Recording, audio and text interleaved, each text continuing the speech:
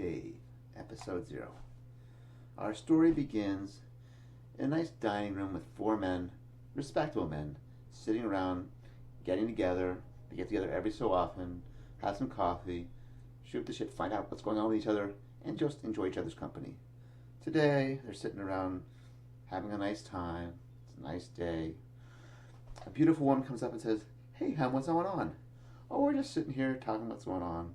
You know, he's got a new house. I'm talking about our car. He's talking about his new boat. You know, little stuff like that." "Is that what you guys are doing?" Doesn't sound very interesting. "Well, he wants to have a story competition where he says, I'm going to tell a story. You guys see how much you like it." She goes, "Yeah, this doesn't sound very interesting. I'm going to go home, maybe go shopping or something. See ya." "Okay, have a nice day." So the first man says, "Here's my idea for a story, right? Imagine in the age of social media, Pretty Woman. The movie Pretty Woman, you got this handsome rich guy and this prostitute with a heart of gold, and they get together and get married. Imagine that, but with social media, where since he's a prostitute, people are going to find out all her past, and then have this whole lot of people with articles about her past. Just imagine that, okay? Let's go through. In Pretty Woman, you have your setup scene, right? The beautiful, handsome, rich guy meets the prostitute with a heart of gold.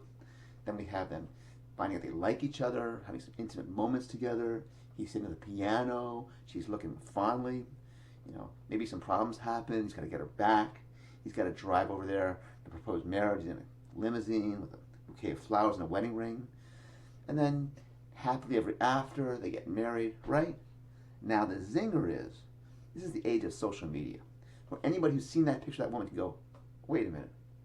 She was a prostitute. I blanked her, man." And they tell all their friends, and this will become really well known. It'll be aggregated into all these stories about this woman.